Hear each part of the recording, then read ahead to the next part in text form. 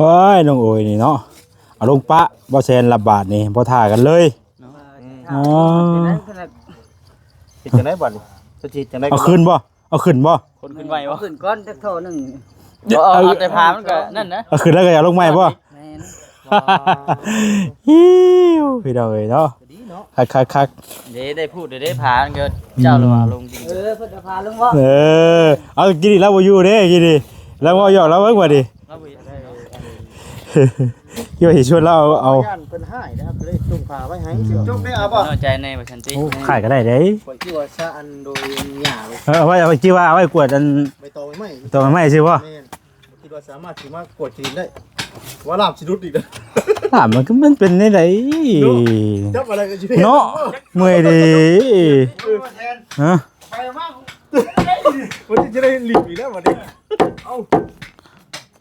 จับเสียบเจ็บจกเลย ฮะ มือมาสวยว่ามือนี่ให้เอาได้เปลี่ยนกันนะ ก็สิได้ก็สิบ่ได้ก็สิบ่สวยดอกว่าเฮ้ยบ่มากเด้อ อย่าได้พูดเจอหัวกันปุดเลยเนาะอย่าว่าหัวกันตายไปดอกบ่ขาสองคนนี่ อ่า ว่าสิเล่นก็จะว่าบ่ได้บ่เสียนครับบ่ได้เฮ็ด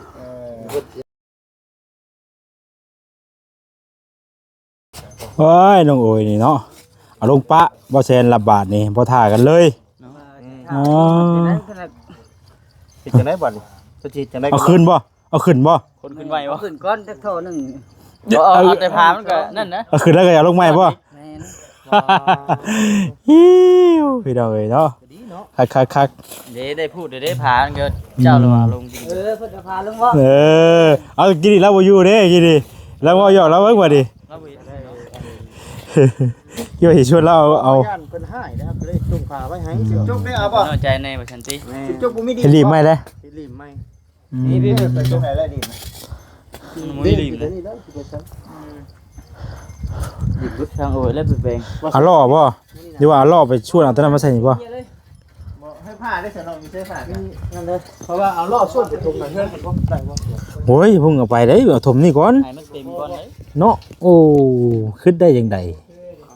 หากว่าทั้งที่แน่ๆเนี่ยมันต้องเรืออยู่แล้วอันคิดดี เรือกะยะเรือก็ต้องทุน ไปคือขุดขุมกิโลนเดียวนึงยังเกี่ยลงถุงข้างหน้ายังเรือมันง่าย บ่แต่ว่าแม่นอยู่แต่ว่ามันต้องอันถมตัวนี้ให้มันพอซะก่อนเออจังไปเฮ็ดอย่างอื่นก็จักว่าไปเฮ็ดได้ เอออันนี้ใส่บ่ทันได้เต็มใส่จะเอาไปใช้อย่างอื่นก่อนเลยเนาะน้องโอ้ยเนาะโอ้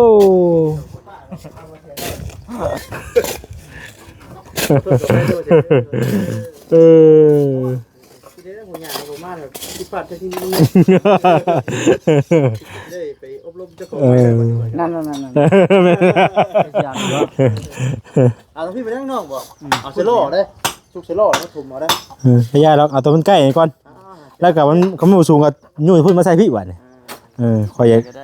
สิบอกก็กินตักเถื่อบ่เดียวบ่ต้องกับไผอีกเด้อ โอ้ขนาดข่อยยังบ่กล้าเอาได้อยู่นี่นะโอ้ยบ่จิตยังบ่ให้ข่อยว่าสิชาลงมื้อนี้บ่ได้เด้ว่ะโอ้ยจะมาชวนง่ายลงนะ เป็นยังบ่ บ่เป็นหยัง แล้ใส่เข้ามาได้ไหน สิบ่ตักเถื่อจุกก่อนพี่น้องเอ้ย เฮ็ดเป็นอยู่บ่ น้ำพี่ถุมสำเร็จ มันคือย้อนเสียงได้เห็นเนาะ มันกลับมันได้แต่มันลง พี่เบิ่งพี่เข้าขา ถ้าบ่ได้ฝนเนาะ หาแน่ว่าขัดตะเวน ขังกะเว้นเป็นสิชาบ่เปอร์เซ็นต์ ถ้าแล้วเนาะ จุกไว้ให้เปอร์เซ็นต์เจ้าน้องเว้ยนั่นน่ะ เนี่ย บ่ไปเปอร์เซ็นต์บ่ได้เอาคอลงน้ำ โอ้ จันให้ก็ได้เราเจ้านี้ปัญหาเราเจนเลย หักแน่บ่ อย่าให้ขาดได้ที่เปอร์เซ็นต์ รถจ่าอยู่พี่ก็เคยพูด ขาดกับพี่ประโยชน์เนาะ ฮะ ขาดกับพี่ประโยชน์ โอ้ขายก็ได้เด้ ข่อยคิดว่าชาอันโดยหญ้าเลย เอาไว้จิว่าเอาไว้กวดอัน ใบตองไม่ ตัวมันไม่ใช่บ่ แม่นคิดว่าสามารถสิมากดจีนได้ว่าลามสิรุดอีกเด้อ ถามมันก็มันเป็นได้ได จับอะไรกันสิ เนาะเมื่อยดิฮะ ไปมาวันนี้จะได้หลีกอีกแล้ววันนี้เอาจับเสียบเจ็บจกเลย ฮะ มือมาสวยว่ามือนี่ให้เอาได้เปลี่ยนกันนะ ก็สิได้ก็สิบ่ได้ก็สิบ่สวยดอกวะเฮ้ยบ่มากแล้วเลยเด้บัดนี้ที่จริงว่าข่อยมากนั่นเด้ จะได้วันที่เนาะ มีหยัง ตามชื่อก็บ่ได้ หยังก็บ่ว่าได้เนาะจังสิได้เตรียมตัวทันบ่ ฝากสลีก็บ่ครับฝากได้ฝากของสลีก็บ่คำได้บาด ฝากติฝากยังเฮ้ย โอ้พื้นว่าจะโยกกันดี ว่าจิตสิไปใช้ ไปขอเมีย ขึ้นไปจะเลิกได้บ่ วันที่จะไปขอเมีย บอก โอ้เห็นบ่มาแล้วขอเมียเฮ้ยตั้งเงิน ยังบ่พออยู่บ่น่ะ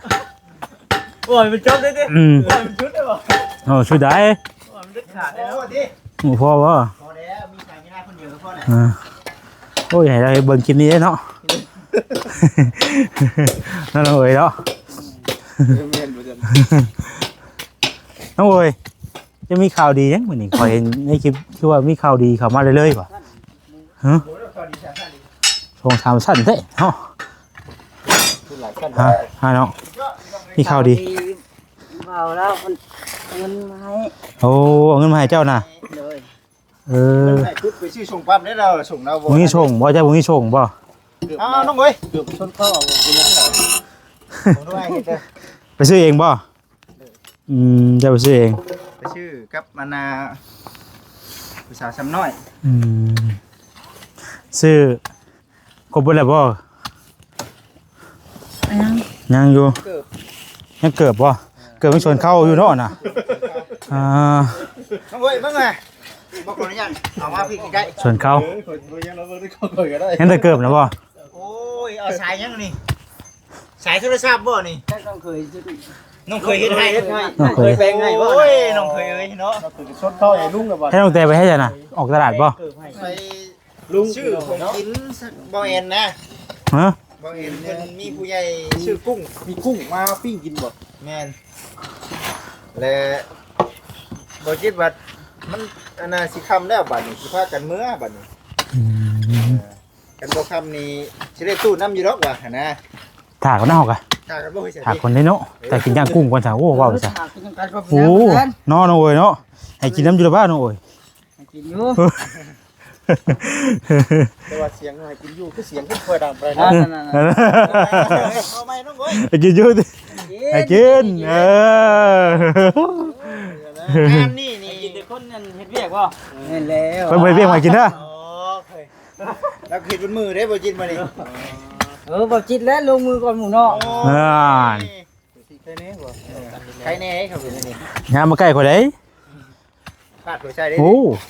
ขาดยางหรือบ่ ขาดก็ใส่ได้สิบ่ใส่แบบผู้ตัวใด งานนี่เบาแซนกับน้องอุ้ยเดือด อ่า เดือดอีกเด้อด่วนเดือดบ่ บ่ อย่าได้พูดใส่หัวกันปุดเลยเนาะไม่อยากว่าหัวกันตายพี่น้องบ่ขาสองคนนี่ อ่า ว่าสิเฮ็ดเล่นก็จะว่าบ่ได้บ่เสียนครับบ่ได้เฮ็ดเฮ็ดสิหาอีกนะ เมื่อยได้บัด เมื่อยนี่เด้น่ะจุกให้เจ้าโดยเฉพาะนี่น่ะ เมื่อยนี่จะเห็น สะ นี่จะได้ เอากระชะมาสิเนาะบัดนี้ นี่จะได้เล่นเขาขีดินลายอยู่ดอกปีนี้ ก็เลยก็เฮ็ดให้หน้า อันน้องโวยเมื่อถ่ายหน้าปะ บ่ ถ่ายเป็นว่าน้องโวย ค่อยจองแล้ว เป็น ฮะ ชมกัน มือคนจองบาทนี่ จองแล้วเป็นแล้วเราถ่ายเป็นนี่เราดำก็เป็นไทยก็เป็น เนาะเอาละมือถ่ายฮุดได้ ไม่ใช่พูดบ่ เท่าห่อนใจ ตีเด้อ เจอทะเลชีมือคอยเราถ่ายหน้าเนาะ ถ่ายบนมือป่ะ ชื่อผู้ร้อยบ่ ฮะ ชื่อผู้ร้อยนี่ จะยังฉีกได้ก่อนไปถ่ายอยู่ว่าที่ งั้นเลยคืออยู่อ่ะงาน2งาน3มันคือออกคือโคตรเท่บ่ดีกว่าเริ่มเมื่อยเลยคืองูเลื่อยแล้วบ่ น้องโวยเมื่อถ่าย เฮ้ยนี่เจ็บถูกเจ็บด้วยบ่น่ะเจ็บรถ พี่ฝนตกไปแรงลงอีกดิ โอ้เอาผมจ่อท่อแล้วเลย อ๋อนี่ข้างนี้ชื่อได้อยู่ ได้บ่เป็นหยังน่ะจ่อเลยได้อยู่ได้ได้ก็ได้ซะเอ้าเคยเห็นเลยเคยเห็นอยู่ได้จะจ่อ อิมเอลเฮ้ย ที่ไหนบ่ จ้ะ ข้างนั้น บ่มีเอาไปจิ้ม เขา เนาะ บอกว่าผม ว่าแล้วอุ้ยเอวเลย บ่พาถมบ่ทางสาวโอเคก่อนจะพัด มันยังเหลือเท่านี้นะบ้านสันนี่ เอาบ่ต้องเฮ็ดเวียก ชาวเห็นคุณสุดนั้น เป็นอะไรก่อนเนาะ สิเจ้าถอแล้วมันมีอีกเลย ซึมบ่ โคกบ่เด้อ แม่น เอาไปมาเพิ่นเจ้าข้างนี้แต่ว่าเนาะ เอาเจ้าก็ ไหนก็ ทางได้เสร็จ เพิ่นตั้งของตัวของน้ำอยู่พี่ ของน้ำ เออเอาขึ้นไปสิตั้งตัวของน้ำอยู่พุ่นเออพี่แล้วนะน้องโอ้ยคือว่าอยู่นี่ได้นะพี่ตัวของน้ำอยู่พี่เออ ขอโทษ เออง่ายต่ออีกดิ มันโมเมนต์ปูนน้องเอ้ยมันโมเมนต์ปูน เนาะ ปูนเป็นยังไง มันขี้ออกเพลงเนาะ โอ้ยแมนอันนี้มันเป็นขี้ดินนี่มันแป๊บเดียวนี่มันคงอยู่แล้ว จะเถื่อคนตกว่าตะแรงเนี่ยสิลุกผู้หญิงเนาะ เนาะ ผมบ่ตกกับ สร้างเพิ่นดีใจได้สร้างเพิ่นนี่เนาะ มันอยู่ลง บ่ เอง เฮาก็ราคาเฮาก็ลดเลย รุ่นละว่าบ่อืมว่าปกติเพิ่นก็ร่วมด้วยกันต่างหากเด้ แม่น คิดว่าราคาเดิมนะ ได้ เนาะ บ่นี่สมมุติว่าจาก 8,000เฮาก็ให้ออกแค่จัก1,000นึง เพราะว่า เดี๋ยว เจ็บ เจ็บ ไปรวมกับตัวพุทธกับ 1,000นึง นี่ ก็ เนาะ ใช้เก้าก็ ประมาณนั้นเนาะ เพราะว่าจ้าง มันก็ราคาเต็ม ถ้าเรือบ่แซงเคยจ้างสร้างรถน่ะถ้าว่าเฮาเฮ็ดตัวของน้ำน่ะบ่ได้ขุดน่ะก็อีกราคานึงก็ว่าเฮาบวกขุดเพิ่นก็บวกให้อีก1,000นึง เอาดูน้องๆเพิ่นคุดสิได้นี่เนาะเกือบจนคุงจนขาดเด้บางทีพอได้ไปซื้อเกือบมาเลย โอ้ข่อยก็ลงใบเกือบขึ้นมาบ่ได้ผู้ ตั้งยันงูลืมนะยันงูลืมนะ อ้าวก็คุยกันเนาะ เขาออกไว้เด้อน่ะเด้อกูกล้วยเนาะ อ๋อฉันเราไงออกมากินนี่เนาะโอ้น้องออกมามันบ่แม่นว่านั่นใดน้องอวยไงว่าตุยออกมากินนี่ กระโดดกันเอาได้เด็ด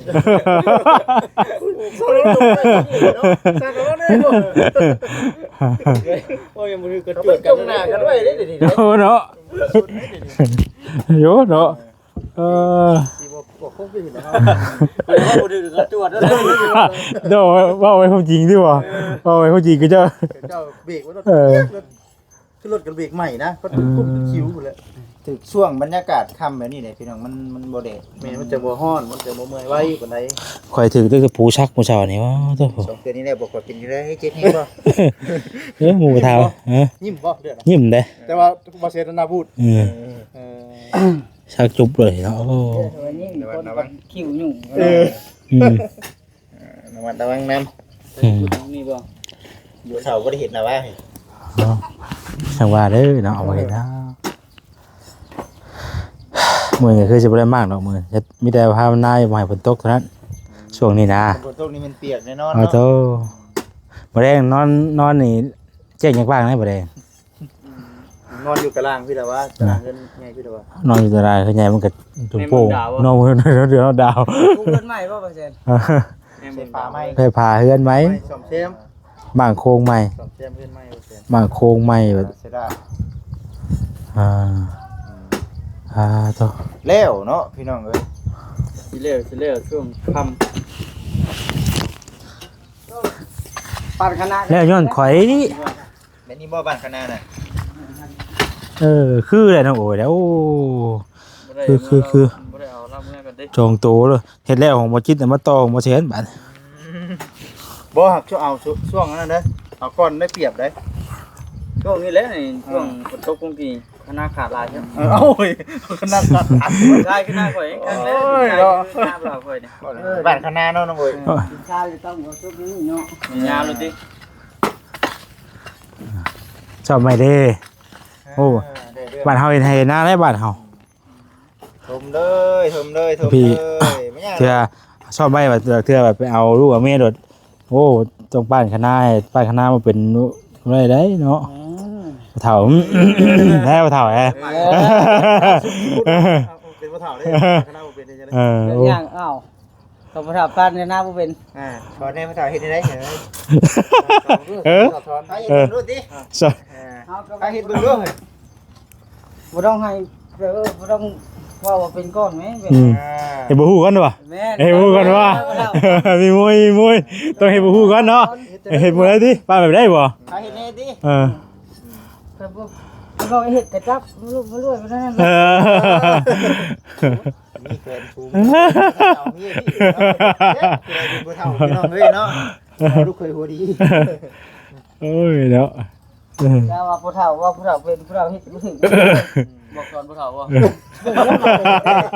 ผู้เฒ่าเฮ็ดบ่ถือเงี้ยไว้เด้อ เกียร์บอกก่อนผู้เฒ่านะ บ่แล้ว แท็กซี่บ่ลูกเคยบอกก่อนผู้เฒ่าตายเนาะเป็นเพิ่นใหม่เนาะ เออเนาะตักแต่ดีดอก โอ้ได้เรื่องพี่น้องเด้อบาทนี่สุดท้ายก็เลยจน อืม บ่เสียงกับน้องเนาะโอ้ยแล้วบ่ อื เสียง มเพิ่นมา เสียมาจะเช่าเยอะเนาะ จะขี้ไก่บ่เสียงมาแต่เช้าเนาะ โอ้มาเช้าบ่ได้ได้ ตอนลงทุนบ่ทันเนาะ อืมแต่เฮาก็มาสิแล้วเนาะ คือว่าพระเอกต้องมาตัดสุดท้ายเด้ โอ้ย กระดานหลังนี่โจรก็ยังเกิดโจรตายไปแล้วจับตำรวจมาแล้ว ตักแน่เลยเนาะ คนดีคนชอบน้ำดังเนาะ ว้า บ่ได้บ่เสียเด้อได้บ่เสียเด้ เฮาเอาผลงานบ่เฮามาเอาผลงานซื่อๆดอกก็นี่นะเฮาบ่ได้เฮ็ดหยังดอก น้อยใจได้บัดนี้เนาะ อืม แสดงว่าคุณตำรวจไปมาในเชิงแย่เหรอว่า แค่บ่ได้อย่างนี้ บริเหตุยังตอนจบยังน้องตำรวจอยู่ตำรวจประมาณนี่แย่อีกแล้วอ่ะ ตามลงนี่ อย่าให้บ่อย่าให้บ่ ตามลงได้หลายรถนี่ หมดเจาะได้เนาะ เออ บ่เป็นหยังอันนี้น่ะมันบ่ได้ว่าซักแข็งพวกบันไดนี้ โอ้โหสำนี้จิบยะแต่คุณเริ่มต้นใหม่ๆเองได้ แบบเขาเห็นยังกลับไปยังเห็นนี่อยู่ได้แบบมันก็บ่ถือแบบหลายหม่องนะ พอดีงามเป๊ะตามเฮาบอกเลยเนาะคนน่ะนะ ครับว่ามันตามลายมันกับบ่ได้นำที่ใดเขาบ่ได้อันนี้มันแบบพอดีตันตึงบ่ได้ ตามลายน้ำมันก็ใช่ดิมัน ยังเลยนี่ ต่ำเนาะ แผนที่ยังนี่เนาะ ผู้สมบัติจักบ่ คือเป็นเป็นเส้นเป็นเส้นอยู่ FC เพิ่นก็บอกกูให้ปิดฝานี่ไว้ปิดฝาไว้เด้อบ่คิดเด้อว่าซั่นย่านงัวสิเด้อนี่บางทีย่านสมมุติว่าฟ้าลมฝนตกมานี่เจ้าว่ามันสิซึมเข้าบ่นำนั่นสิอ่างนี่บ่ซึมนี่ได้เนาะแต่ว่ากันงัวกันจังแน่เนาะกันเล็กน้อย ทางเป็น กาฝนตกก็แน่ว่ามันว่างอันนี้มันก็หาไปยังพวกกันมันหนักสิบ่เข้าเราจะมันหลายมัน โอ้ต้องแต่ไปคิวจักไปบ่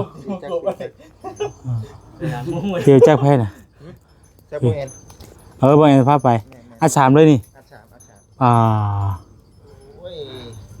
เบิ่งมักข่อยซ้ำท้ายข่อยน่ะ มาเทพว่าได้ยังอยู่ แต่เรื่องนี้มันคิดก่อนน่ะชะเอ้โอ้ยชะ บ่จิตนี่ตั้งพาแต่หมู่เฮ็ดอันเฮ็ดนี่อยู่เนาะ เนาะ จักบ่มันเมื่อยดิเนาะพา เต็มเลยก็ได้ หมองนี่เต็มเลยไปหาบ่งไม้ไหว้บ่งไม้อีกไง มันก็ อืม ก่อนสิมาก็ได้เดี๋ยวเฮาสิเฮ็ดเวียกบ่ โอ น่ะ เคเดี๋ยวก่อนสิ เออ เลยให้ดอก เพราะว่าเจ้ายืนชมแล้วเบิ่งรายเลยนะว่ะถึงเวลาต้องออกแรงงานแล้ว ทนค่อยๆไปช้า บ่ ๆ ฮู้ได้พี่น้องเอ้ยมื้อนี้บัดนี้ตัวนี้มื้อเจ็ดเฮ็ดเองนี่ซาเอาพี่บ่ ทนค่อยๆไปช้าๆ ซึ่งเข้าไปซะ แบบคือเต่านี่เนาะ นาน จริงก็เฮาเมื่อยเนาะ อืม ซาตัวเป็นอะไรคนเดียว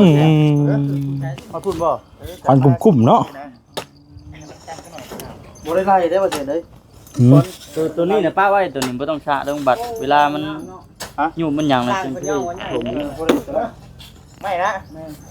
อย่ามัน คนอยากเปลี่ยนก็ไม่ บ่ เพื่อนเปลี่ยนว่าคนละ บ่จะเปลี่ยนดิ มันใหญ่พี่ ง่ายเด้ ทำหมดเสาก็เจ้าเสาหน้า12 เอาไว้เนาะ ใหญ่มันก็แน่นดีครับเพราะว่ามันมีเสาอยู่เด้นี่ที่ว่านั่นน่ะ เสากระดาษ12ดิ เออ เสื้อขาดได้สิขาดอีก จังได้อยู่ดีอยู่ ขาดหยังก็จะก็ไว้คนจักเนาะ นะเอาอยู่ให้พาเฮ็ดนี่บ่ เนาะว่าเสียนะว่าเป็นปล่อยคิวใช้ประโยชน์ได้เสียพักกินหญ้าที่ได้ อืม บ่น่าคิดว่าสิเอาประดิษฐ์บ้านชาดิษฐ์ได้ โอ้ยข่อยยังเคย คอยปูนให้คักเนาะ เออ แต่คอย เออ คอยเทพื้นนะ อ่า ก็ไป เอามันมีหินเด้ เอาได้บ่ กวาด เอาง่าย นั่นน่ะ ง่ายว่าจก กรรมกรก็อยู่นี่นะกรรมการ ขาดเด้ ไปเขากวดไปแล้วมันหินอัดสิ มันเข้า อยู่หั่นไป มันยางเอ้ย ไปรถมา มันก็เข้ากัน ม มันสิบ่พืชพื้น อ่า เนาะนี่มีปอง มันเหี่ยนำเด้มันรุดนำเด้ นั่นแหละ มันรุดนำ มือเวนยังมันรุดน้ำบ่ อ่า ได้หลายเติบเด้นี่มันบ่เฮ็ดกับบ่แล้วนี่ หมวยสร้างมันเฮ็ดกันยังไปบ่ถือกันไป พากันเฮ็ดเอง พากันก่อเองนะปะ ได้อยู่นะเนาะ อ่า ได้บ่เจ้าได้บ่มันสิลงมีบ่แสน แค่เจ้าต้องงัน โอ้กินคือเตาเลยปั่น ค่าแรงข่อยก็เด้อค่าแรงข่อยก็บ่ได้ขึ้นยากหรอกซื้อกับข้าวมาสุกินแต่ละมื้อก็พอแล้ว เนาะ บ่ได้ขึ้นอย่างไรแล้ว เติมน้ำมันนั่น โอ้บ่ตัวนี้มันต้องได้กินได้พลังงานมันเฮ็ดตรงนี้ได้ถ้าบ่กินเฮ็ดบ่ได้เด้ เห็นดีเห็นดี แม่นล่ะ เห็นดี ข้าวคงเฮ็ดถูกบ่ มาต้องมาดูต้องบ่ ฮะ ผมทำต้องมาดู โอ้เนาะครับหวยเฮ็ดบ่ให้กินข้าวนี่บ่ได้เด้บ่เลี้ยงข้าวนี่บ่ได้ เข้าบ่ เลี้ยง ยังเรายังเผ็ดเลยเพราะว่าบ่เรียกเขาแล้วเผ็ดแล้วก็ พวกโดนสิ เข้าบ่กินแล้วกินข้าว งานยังบ่เห็นกันเพิ่งกินข้าวเลย โอ้ยโหดสิ ไปง่ายเลยเนาะ เขาก็บ่ไปเยี่ยมแล้วหลายมื้อแล้วข่อยก็ได้แต่โดนแดตั้งแต่แล้ว มาซ้ำหาน้ำใหม่ชับเลย ไปขอข้าวไปขอข้าวไว้แท้ เลขเข้าไปงานเลขเข้าไปทาง ป้า ป้า เขา เขาสิเบิดเราไปเรียก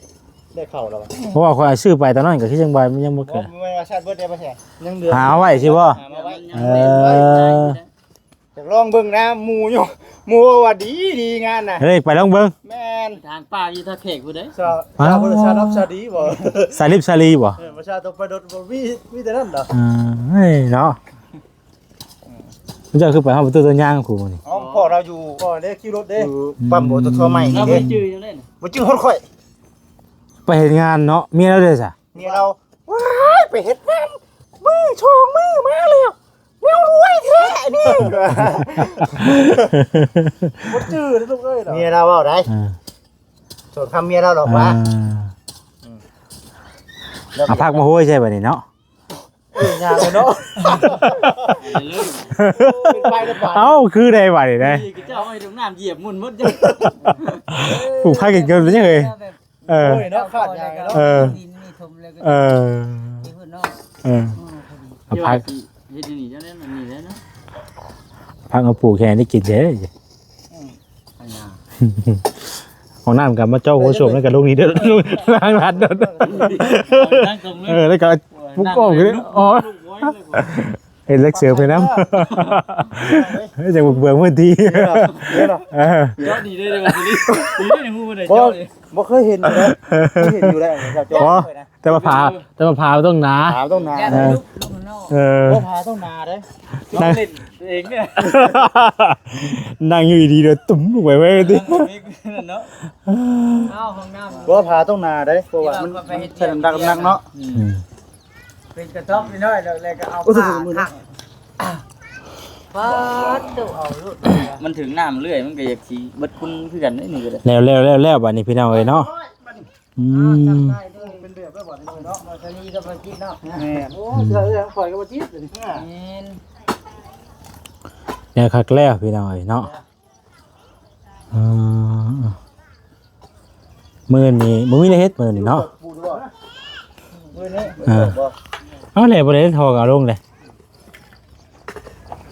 มีหยังเลยมื้อนี้ได้ 100บาท มาคิดบ่มาให้แล้วแหล้ว ใส่ไปแล้วสำหรับที่ อืม ที่เป็นการยุคเข้ามาได้มาทันมื้อน่ะ อืมมันนั่นแหละพี่น้องเอ้ย เอาเบิ่งไปเนาะว่าแซ่น เพราะว่าเรื่องเรือที่ดินที่มา เหลืออะไร เรือว่าผมน้อยผมใหญ่นะ แม่งขนาดคน โหอันนี้มันผมก็มึงเนี่ยทอนี่ก็กินไปพื้นที่พวกหลายเนาะ รวมเลยติ โอ้โจยบ่ได้หน่อยเด้กันมาเอาลงมาให้ใช่นี่ก็เต็มหมดแล้วจนเบิดแล้วเจ้า ผู้ดีงามเนาะว่าแซ่น ฮักข่อยยังว่าจะปลูกผักนะ โอ้ยอย่าปลูกผักรุ่น ตั้งเสาเลยปะ ว่าแล้วไง ทำมาตั้ง ว่าแล้วก็ เอาแต่สร้างมามุงหลังคาไป ไม่เห็นก็ได้หรอกเว้ยใครจะฟันได้กะ ถึงขนาดมันต้อง อีกเลยเนาะ ตอกกอดเสาด้วยเนาะโอ้ตัว โอ้ เบิดบ่ มันเด้งออก บริษัทบริคิดมุมครับ โอ้ยเดี๋ยวไปจิ ปัญญาดื้อมันถึกดิ กูไปยังเพิ่งมาถึง อ้าวมันเด้งออกยะ บ่แสนบ่สดีบ่ค่ำก็ได้หรอกคลิปนะได้3นาทีโอ้ ไปใส่พี่น้องเอ้ยมีประมาณนั้นเดี๋ยวสิให้น้องโอยพามาเบิ่งเฮือนเบิ่งของเพิ่นนอนก่อนพี่น้องเอ้ยเนาะ มือของคุณบ่ จังหน่อยก่อนเดี๋ยวจบคลิปนี้ก่อนติดตามในคลิปต่อไปเดี๋ยวมาป้ากันได้เนาะถ่ายกันก่อนก็เป็นเมื่อกันได้โอ้เนาะฮะใช่กินจ้ะไปใส่พี่น้องไอ้ลำลาไปก่อนอยู่ดีมีแห้งมาสุกูสุคนติดตามเบิ่งในคลิปต่อไปอย่าน้องโอ้ยพามาเบิ่งเพื่อนเบิ่งซ่านเพิ่นก่อนเป็นได้ไรเนาะมองเพิ่นอยู่เพิ่นเศร้าเป็นได้ไรพี่น้องเอ้ยเนาะสำหรับคลิปนี้ขอตัวไปก่อนอยู่ดีมีแห้งบัดสุกูสุคนสบายดีเด้อพี่น้องเด้อ